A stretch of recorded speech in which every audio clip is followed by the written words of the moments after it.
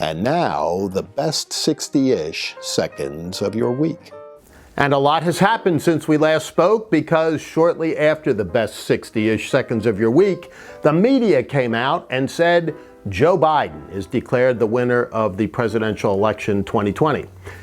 Let's just take a little footnote, though. The media doesn't get to make these calls. If they did, we'd have President Dewey and President Gore and maybe even President Nixon on his first run back in 1960. Now, there's a constitutional, legal, and orderly process that has to be gone through.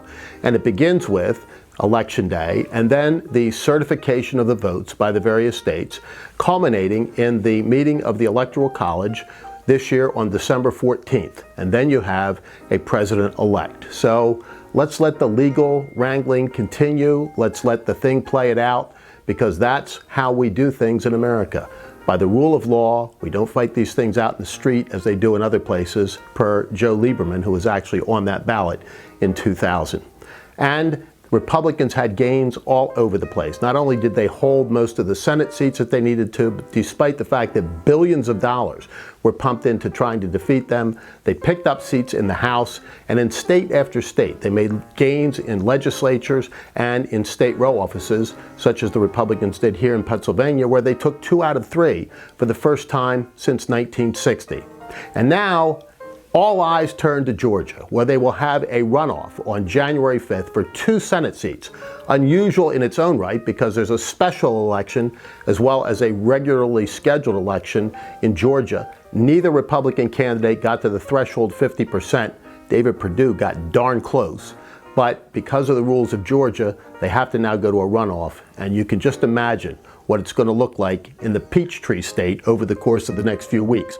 Georgia's rules are very interesting. They allowed, years back, Lester Maddox, if you don't remember him, look him up, to become governor after having finished second in the primary and second in the general election. And on the first business day following those pronouncements by the media, guess what happens? An announcement that we are very close to a vaccine for the Wuhan flu. Just imagine for a second if that had occurred, say, 3 weeks ago, but we won't go there for now. On that news, the stock market went crazy, up almost 2,000 points at the beginning of trading on Monday. Tapered off a little bit later in the day, but they were exuberant over the prospects of a vaccine. And tucked inside of that news was an interesting little tidbit. The CEO of Pfizer, the company that's developing that vaccine, sold $5.6 million worth of stock that day. Insider trading, you say? Probably not, as it turns out. A most likely legal trade under a prearranged order under Rule 10b-5-1, if you want to look it up. And they say that timing is the most important element of life, and Albert Bourla of Pfizer certainly had good timing that day. And you know, no matter what we hear from the left about corporate greed or corporations not paying enough in taxes or quote-unquote their fair share, it's fundamentally true that growth is the natural state of both individuals and corporations, and the market always reflects that.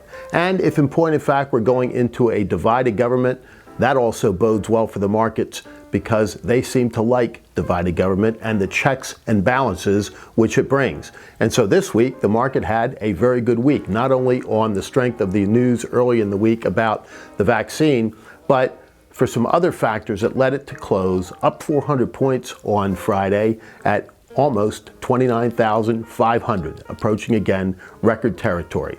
And of course, it's Masters weekend. It's not the spring, you say, but it's always beautiful at Augusta National. And today, we commemorate and remember the Marshall football team, 37 members of whom, along with coaching staff and some fans and other team people, perished in a plane crash 1/2 a century ago to the day. Commemorated in the movie We Are Marshall with Matthew McConaughey, and a great story in there about Bobby Bowden. If you haven't seen it, you'll want to watch it. But for now, that is the best 60-ish seconds of your day. But wait, there's one more thing. From our friends at Quantum Communications, a little wrap-up of activity for 2020 you won't want to miss. And it's Charlie Giroux filling in for Michael Smerconish on the Michael Smerconish program here on POTUS 124. And again, the call-in number is 855-486-1776. It's your turn here on the Michael Smerconish program. Manny.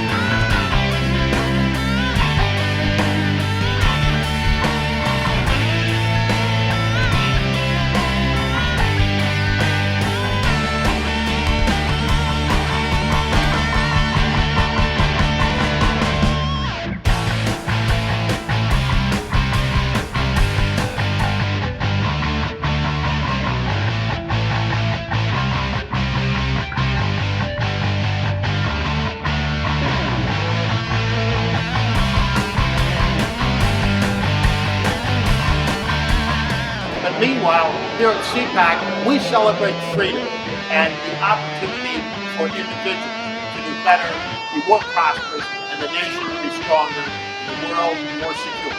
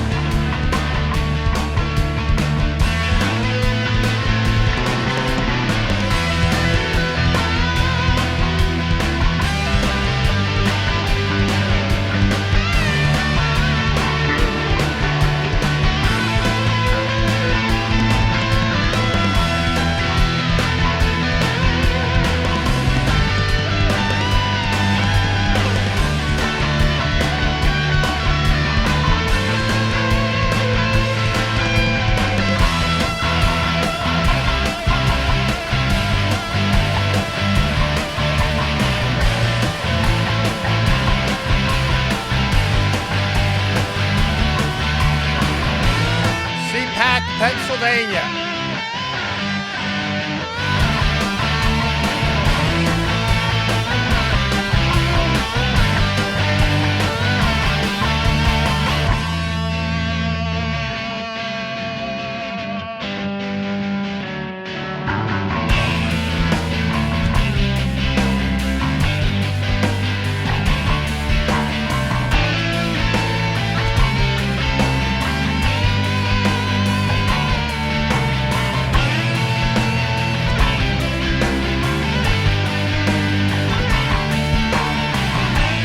I think ultimately Scott Perry wins this race.